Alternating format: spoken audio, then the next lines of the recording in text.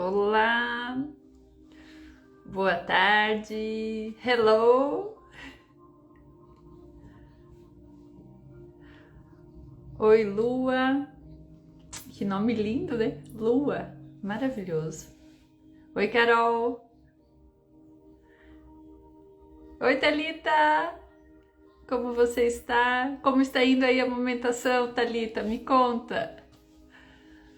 A Thalita mora aqui pertinho de mim. Olá, Lua.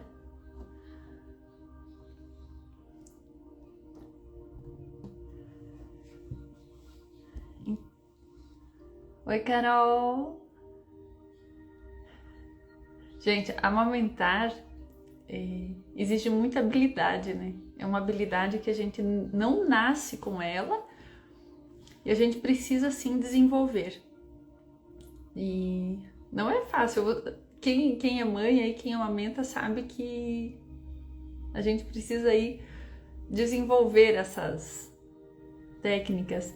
A Thalita, graças a Deus, está tudo bem, conseguindo amamentar com suas dicas. Gratidão. Que legal, Thalita. Oi, Raquelzinha.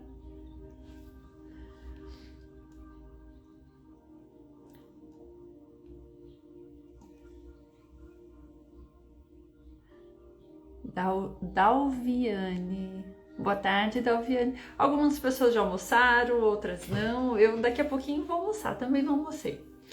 Então, vamos lá, vamos conversar sobre como saber se o meu bebê está fazendo aí uma amamentação bem sucedida. Gente, quem tiver perguntas, tá? Coloque aqui no balãozinho. Tem o balãozinho e o pontinho de interrogação. Boa tarde, Dalviane. Oi, Rosane. E pode colocar aqui. Coloca um coraçãozinho, envia o aviãozinho aí para suas amigas, para quem tá grávida, para quem tá gestante, porque a gente precisa sim de muita informação durante a gestação, durante a amamentação, porque não é algo instintivo. Eu, há 11 anos atrás, quando me tornei mãe, eu achava que era colocar o bebê ali, pronto, ali ia mamar e tava tudo certo.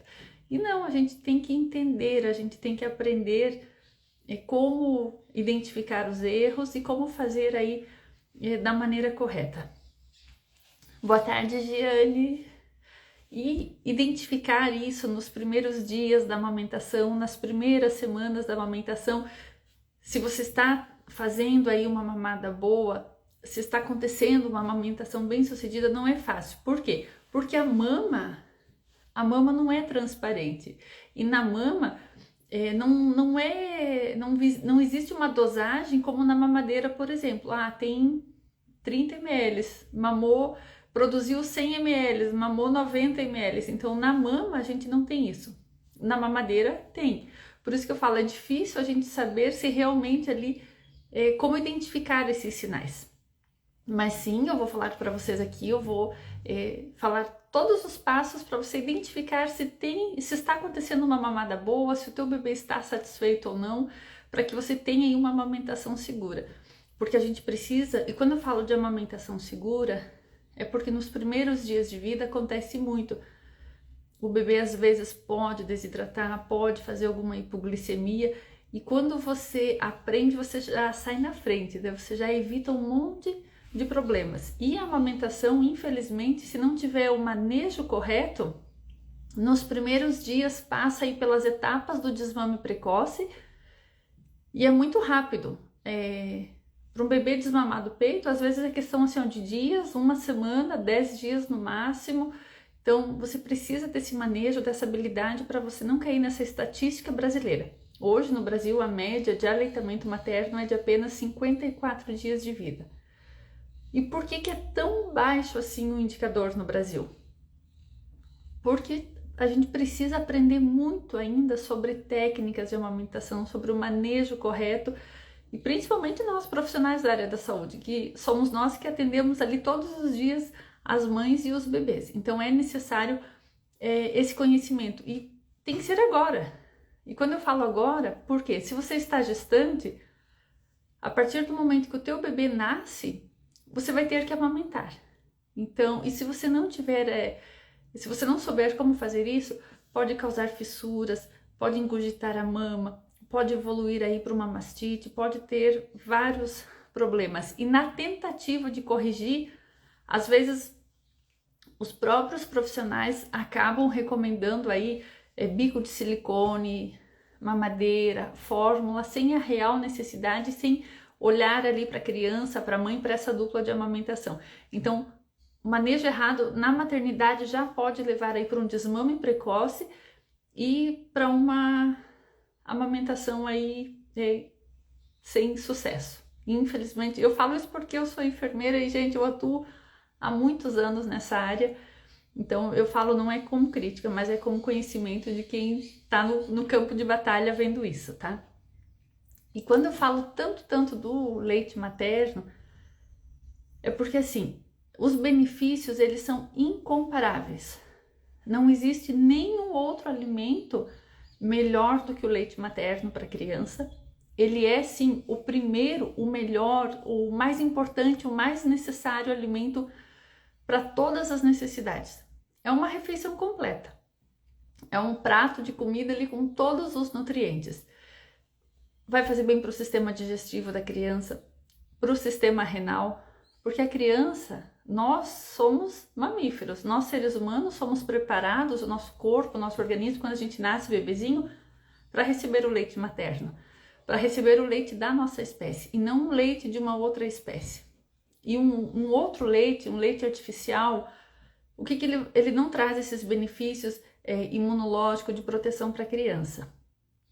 É uma alternativa, claro que sim, porém não é o método mais correto, mais sábio, mais natural para a criança. O mais natural é o leitinho da mãe.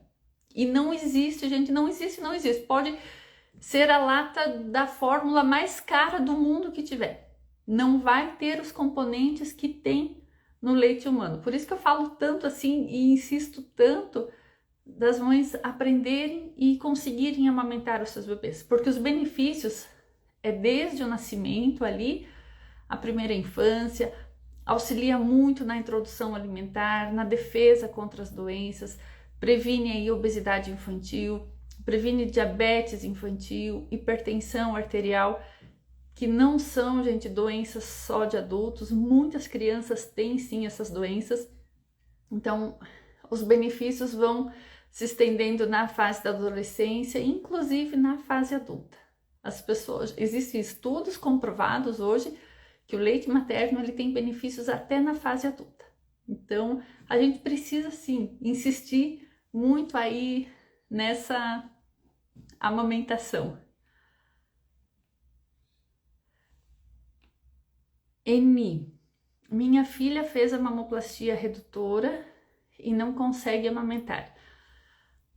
A mamoplastia redutora, ela pode ser um risco sim para a diminuição da produção do leite, porém existem sim técnicas eficientes, técnicas eficazes para estimular aí essas glândulas produzirem o leite.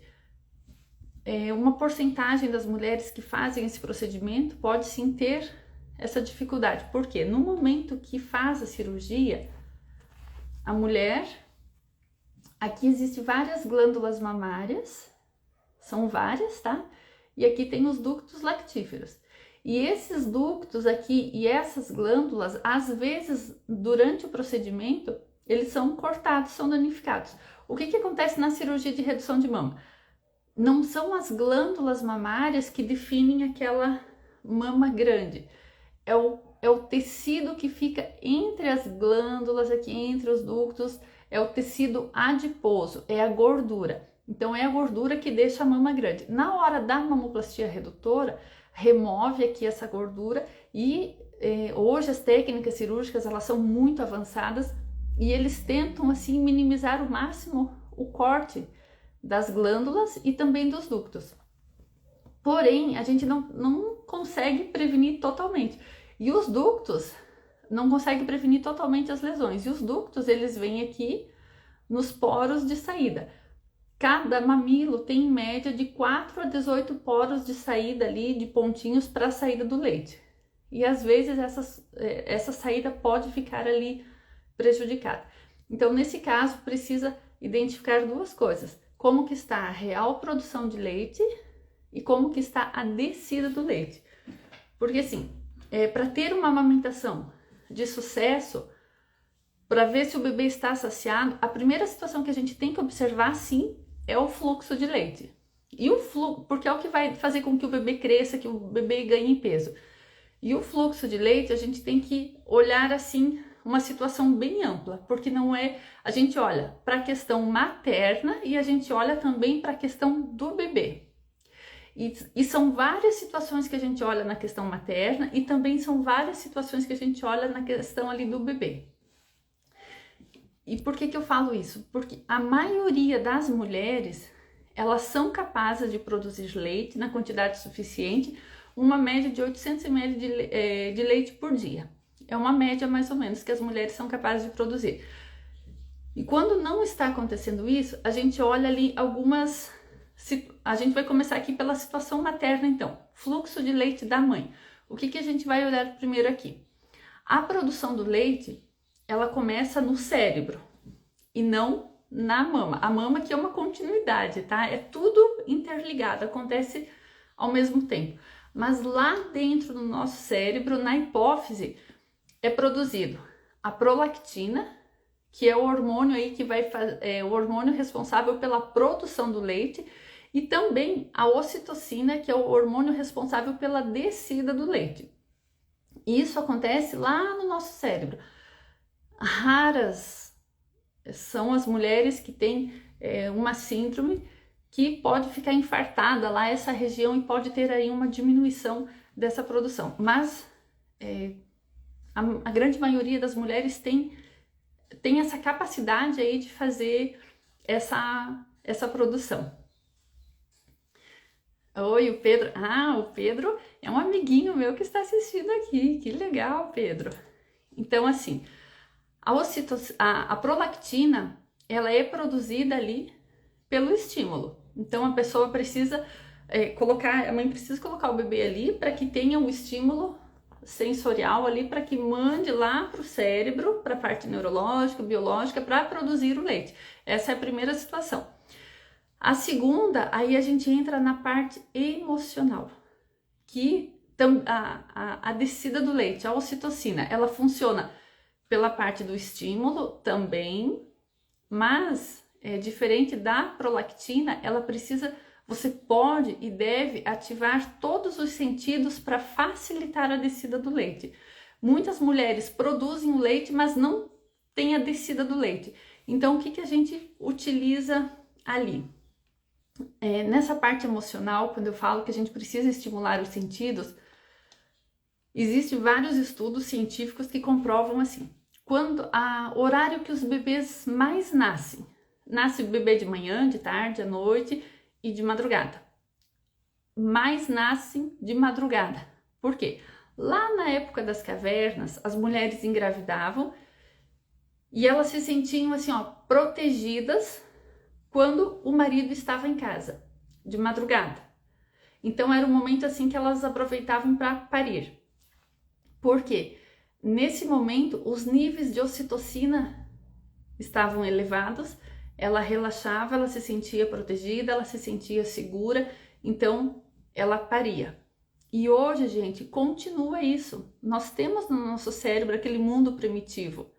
A maioria das mulheres, elas têm aí entre 4 e 7 da manhã, é o maior período de nascimento. Por quê?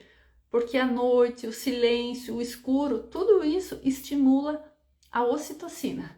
A ocitocina ajuda no trabalho de parto, é o hormônio que faz as contrações uterinas, é o hormônio que faz a saída da placenta, e é o hormônio que inicia lá no cérebro essa sinalização para descer ali, para ter o fluxo de leite.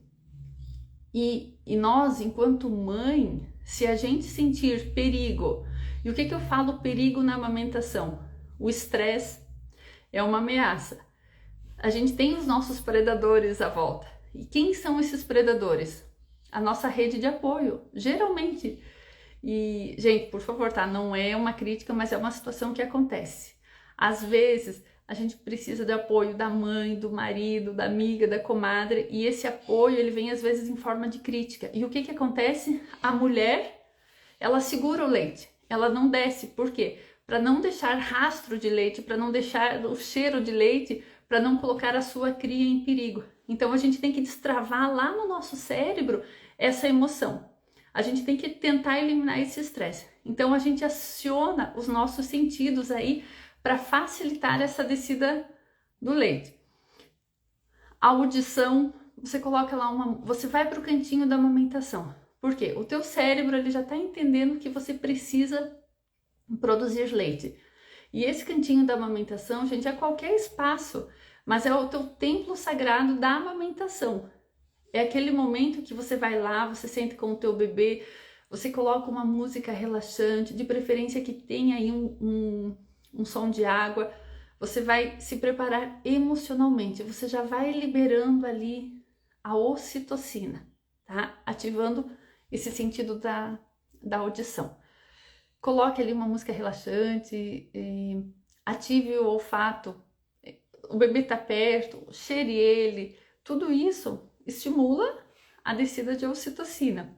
Quando você olha para o bebê, muitas mulheres falam assim, eu olho para o bebê e eu já sei que está na hora de amamentar porque começa a descer leite. E as mulheres que não têm a descida do leite, acontece também, porém algumas têm aí esse escape maior. E lógico, tem as mulheres que você precisa estimular esse sentido aí do ver, do ouvir, porque está bloqueado pelo estresse que a mulher está passando. Porque com o nascimento, gente, a transformação, a chegada do bebê causa, assim, primeiro a mudança hormonal na mulher, ela fica frágil, ela fica sensível, ela fica insegura, e a privação, porque muda toda a rotina da mulher, muda a rotina da alimentação, muda a rotina do sono, muda a rotina do banho, a mulher não consegue tomar um banho relaxante às vezes, e tudo isso vai travando ali a descida do leite. Tem que ter um momento assim para relaxar, para descansar, tá? Toque muito no seu bebê quando você estiver aí amamentando. Até os 30 dias a gente recomenda o toque de borboleta. A massagem Chantal é a partir dos 30 dias.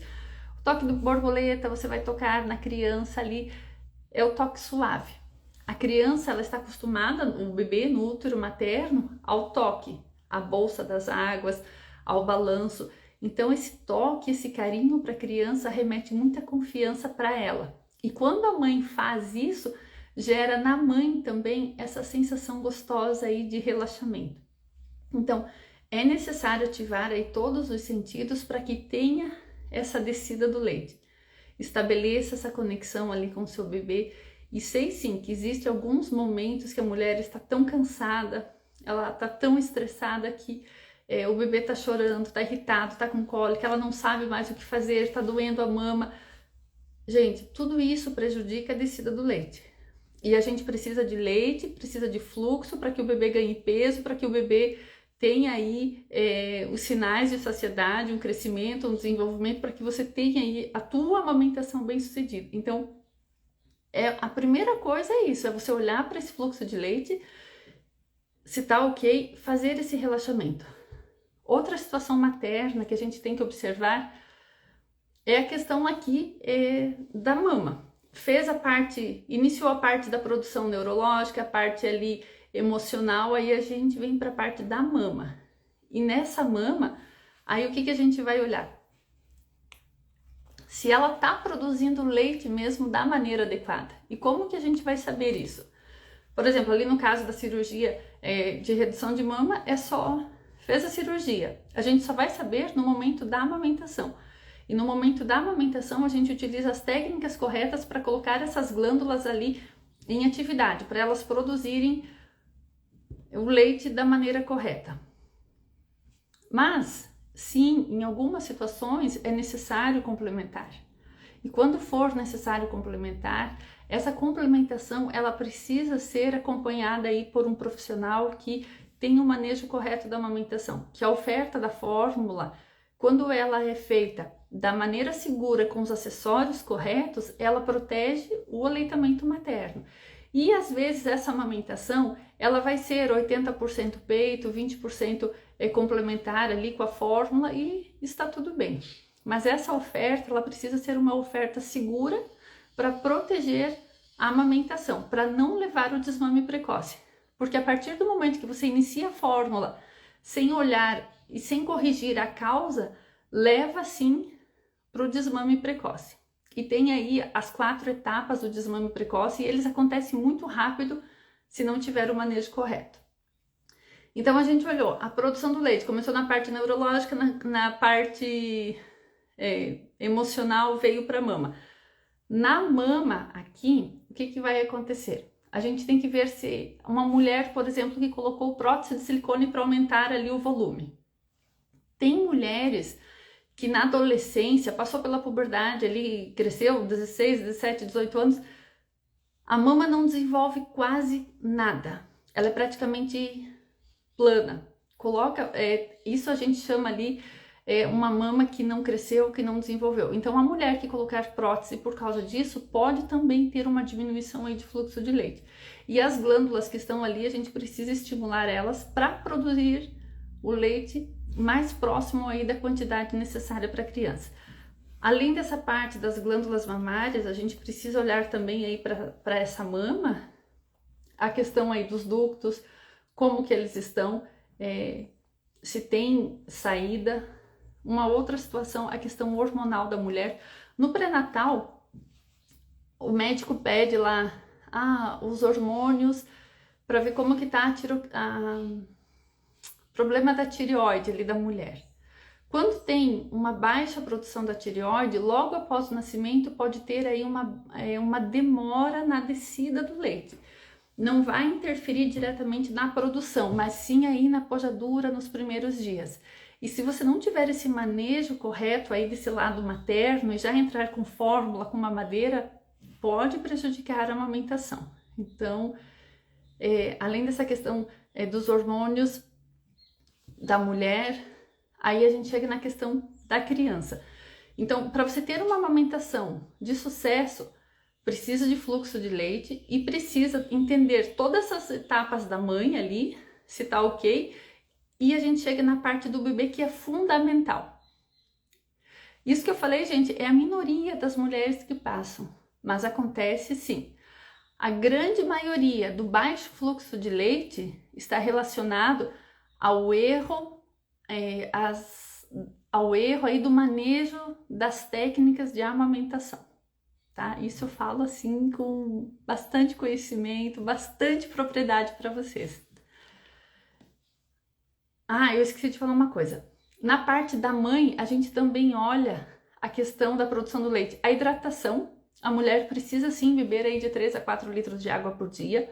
87,5% da produção do leite é água. E mais de 200 componentes, eles estão ali dissolvidos nesses 87,5%.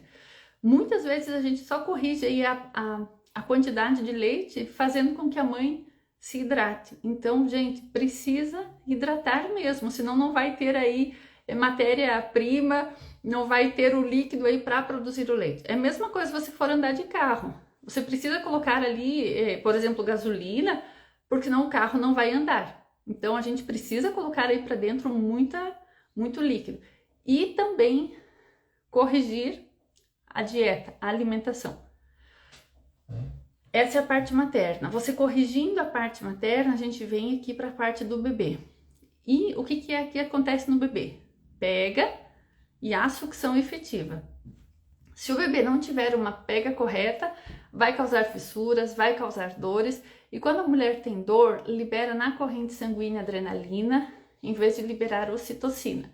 Então, diminui aí a descida do leite. Outra situação que acontece também é quando a criança faz o uso de bicos artificiais. Mamadeira, chupeta, vai causar aí a disfunção oral, vai alterar a bochecha, vai alterar aqui o orbicular da boca, vai alterar a língua. E quando a criança vem para o peito, ela começa a apresentar um comportamento alterado. Começa a chorar, mama um pouquinho e chora. Ou quer mamar, vem para o peito e já dorme, parece que tem sonífero ali no peito. Se essa sucção não for efetiva, a criança ela não vai ter interesse ali porque não vai ter fluxo de leite.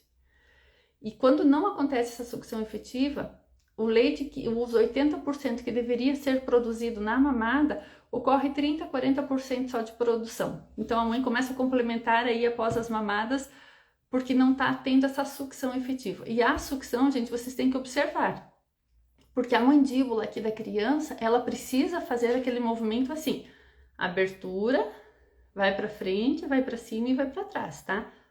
Porque se a criança só abre e fecha, faz aquela sucção não nutritiva, que é importante sim, que é necessária, mas só no final da mamada, vai prejudicar aí o fluxo de leite. Então, o primeiro sinal para você observar aí se o teu bebê está saciado é a produção do leite. E vocês entendem como é complexo, que não é uma coisa assim tão simples, tão fácil.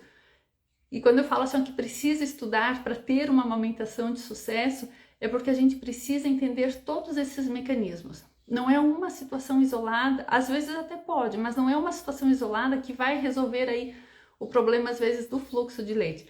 Tem que entender o todo o que está acontecendo nessa amamentação. E quando? O mais rápido possível, para evitar o desmame precoce. Porque antes de 1 ano é desmame precoce, e se a criança não tiver contato aí com nenhum bico artificial, raramente ela vai deixar o peito. Difícil, porque a sucção faz parte da vida da criança, ela precisa. Então, se tiver ali distância desses bicos, ela não vai largar o peito. E também porque assim, a fórmula, gente, ela vai causando na criança uma necessidade cada vez maior. Coloca a fórmula, distende o estômago, a próxima mamada a criança precisa cada vez mais. E é diferente do leite materno. Então, quando a criança usa a fórmula, a redução ela tem que ser gradual. Não pode ser assim, tirada da noite para o dia, rápido, porque a criança vai sentir, vai chorar, não vai querer o peito. Então, tem as técnicas corretas aí da retirada da fórmula, como é que faz. E tudo isso, gente, eu ensino dentro do método amamentação bem-sucedida, tá? Então, assim, o que você vai observar? Entendeu toda essa parte da produção do leite aí? E você vai observar, assim, os sinais que o bebê não está saciado depois da mamada. São sinais, assim, bem clássicos que você observa que o teu bebê ali terminou a mamada e você vai observar. O primeiro sinal clássico que acontece ali, terminou a mamada, o bebê vai começar a sugar os dedinhos. Ele leva a mãozinha para sugar de novo. Isso é a criança, o bebê, ele está mostrando, ele está dando um sinal que não está saciado, porque ele ainda está levando o dedinho ali na boquinha. As mãozinhas do bebê, ele fica cerrado assim. Gente, nunca ele vai ficar com a mãozinha aberta, mas terminou a mamada, o que acontece? O bebê deveria relaxar a mãozinha. E não, ele fica ali ainda tenso. Termina a mamada, ele chora, ele fica inquieto, ele não para ali de resmungar. Pode ser acordado, pode ser dormindo, ele tá inquieto. Outro sinal que o bebê não está saciado. Termina a mamada, foi uma mamada de 40, 50 minutos, ele fica lá. Ele fica se lambendo ali os lábios. Isso também é um sinal. Observe, é rotineiro, é contínuo, é sinal que não está saciado. As mamadas, elas são longas, dura aí 1 hora, 1h15, 1h20, 1h30, e o intervalo delas é curto. O bebê mama, mama, mama, e logo ele quer de novo ir para o peito. Isso significa que ele não está saciado, que ele não encheu a barriguinha dele de leite. Porque não é toda... assim, é bem importante, gente, o que eu vou falar. Quando o bebê vem para o peito, não significa que ele está fazendo uma sucção efetiva. Às vezes ele vem para o peito e ele fica 40, 50 minutos, 1 hora fazendo uma sucção não nutritiva. E quando ele faz a mamada, tudo isso, ele não vai encher a barriguinha de leite, tá? E um outro sinal que você pode testar com o teu bebê é pegar o bracinho. Terminou a mamada, você ergue o bracinho e quando você solta, ele tensiona. Se ele tensiona, ele não relaxou, é sinal que ele não está ainda satisfeito, porque quando o bebê está satisfeito, você vai soltar e cai o bracinho, ele vai relaxar. Esses são os comportamentos depois da mamada, mas durante a mamada você também pode observar o seguinte comportamento. A criança está chorando, você traz ela para o peito, ela começa a mamar e dorme. Por quê? Porque não tem fluxo de leite, ou porque ela está com uma disfunção oral. Então o bebê não vai ficar saciado. Outra situação, o bebê, tá tudo certo, chegou a hora de mamar, ele começa a mamar e começa a chorar, começa a brigar com o peito, ele se irrita, ele se empurra. Então esse comportamento durante a mamada é um sinal de que ele não está satisfeito ali. Ou não tem o fluxo, ou tem uma disfunção oral, e ele não vai ficar saciado no peito. Esses então são os sinais de que ele não está saciado. E quais são os sinais de que sim, que ele está saciado, que você tem aí uma amamentação bem sucedida, uma amamentação de sucesso? Você vai observar os sinais objetivos e os sinais de comportamento da criança. E o que são os sinais objetivos aí de saciedade numa mamada? O peso é a primeira coisa que a gente vai olhar ali e vai acompanhar. A média é de 20 a 45 gramas aí por dia o ganho de peso, então tá ganhando esse peso, tá tudo bem. E também em 24 horas tem que ter aí pelo menos 5 fraldas molhadinhas de xixi. Esses são assim os sinais bem objetivos que você vai olhar e ter certeza que o teu bebezinho tá mamando. Porque é difícil, né? Você não sabe se tem leite, se não tem a quantidade que o bebê mamou. Esse é um sinal objetivo. E agora também você vai olhar assim o comportamento, aquilo que o bebê demonstra durante aí a mamada para você saber se ele está enchendo a barriguinha de leite ou não. O bebê ele começa a mamar, ele é ativo e ele mantém ali o interesse na mamada e ele mantém um ritmo de sucção.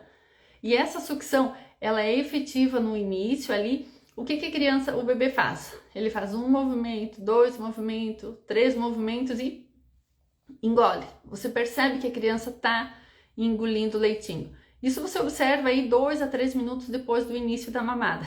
E nesse movimento o bebê pode fazer ali alguma sucção não nutritiva. Por quê? Porque ele precisa fazer uma pausa para ele respirar, para ele deglutir e ele volta a fazer aquela sucção efetiva. Então esse é a primeira coisa que você vai observar ali.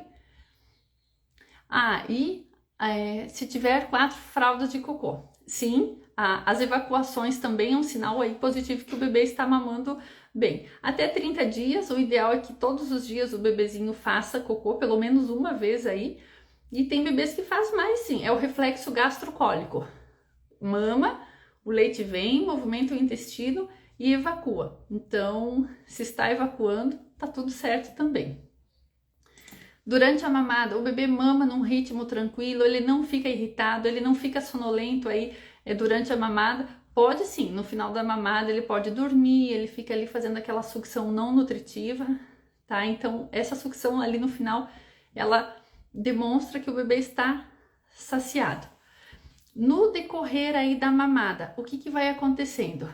Quando o bebê está conseguindo extrair leite da maneira correta, quando tá enchendo a barriguinha de leite, o bebê, ele vai relaxando, ele vai demonstrando ali, ele vai abrindo a mãozinha. Gente, lembra, ele vai abrir assim, ele começa a mamar daqui e ele vai relaxando.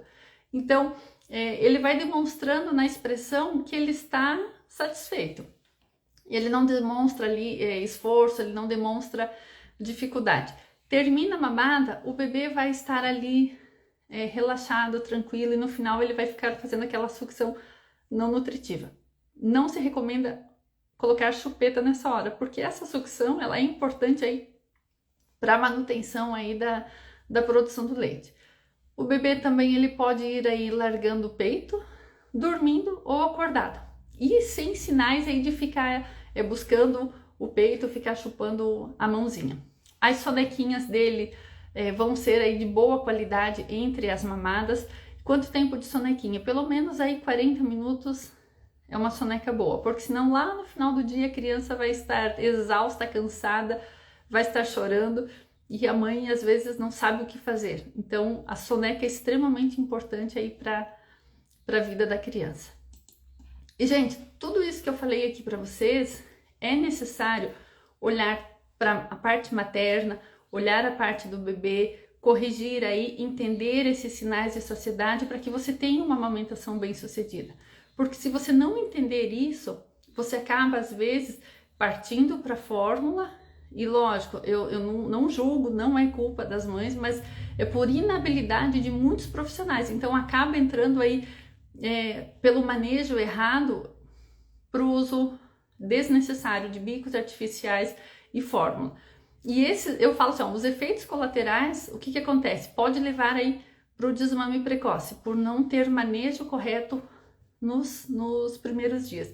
Então, quando você aprende a identificar isso, você não cai no risco aí, não cai na armadilha de fazer o uso de alguma coisa que não seja o correto, que não seja o recomendado.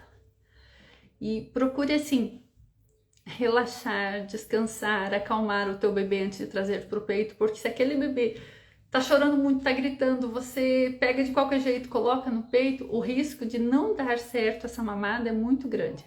Leve o bebê para o peito aos primeiros sinais de fome. A chupeta mascara muito a identificação do sinal de fome, por isso que também não é recomendado, além de todos os outros riscos aí para a saúde, para o crescimento, para o desenvolvimento da criança, tá? Deixa eu ver o que tem aqui de perguntinhas.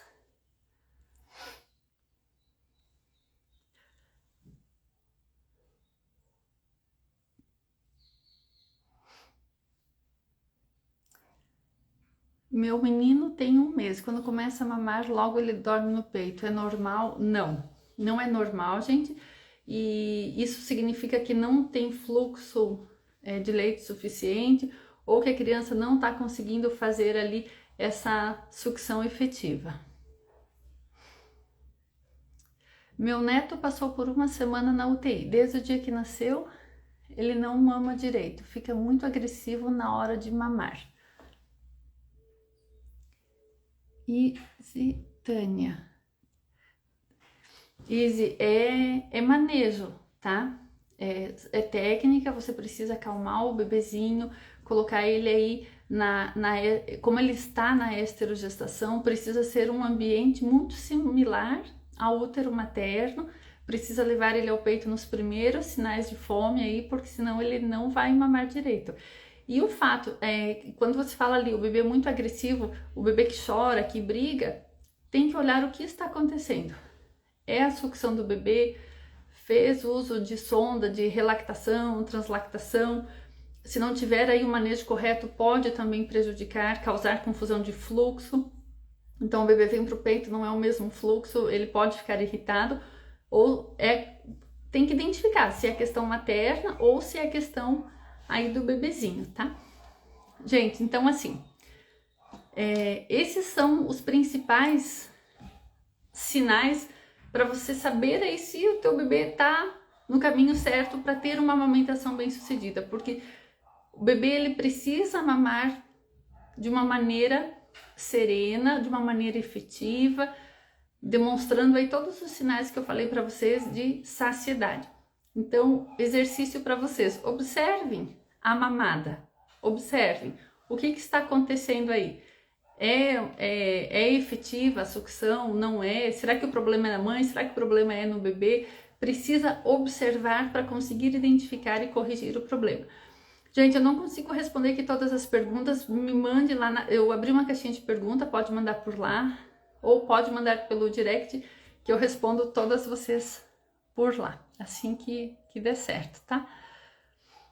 Ah, Carol, pega correta, porém, meu mamilo, o peito, machucado, tá.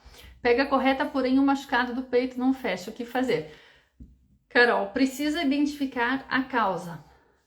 Existe a pega correta e existe a lesão no mamilo. E isso a gente chama pega errada oculta. Você olha e está tudo bem. A pega ali está perfeita. Porém, a pega errada oculta é aquilo que a gente não consegue enxergar. E são 10 padrões.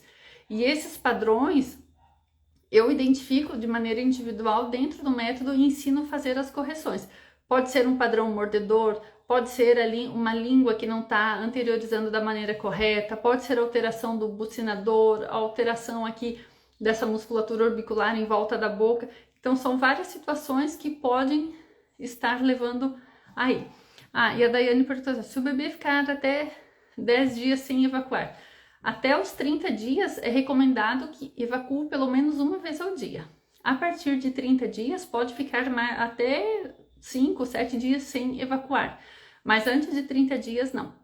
Se não estiver evacuando, precisa ver o que está acontecendo, observar como que está o xixi, se tem um volume bom aí, porque tudo está interligado, tá? Então, veja aí, Daiana, quantos dias tem o teu bebezinho, para ver se precisa ajustar ou corrigir isso aí, tá bom? Gente, beijo de luz para vocês, uma ótima tarde e a gente se encontra de novo aqui na sexta-feira, tá bom? Beijos!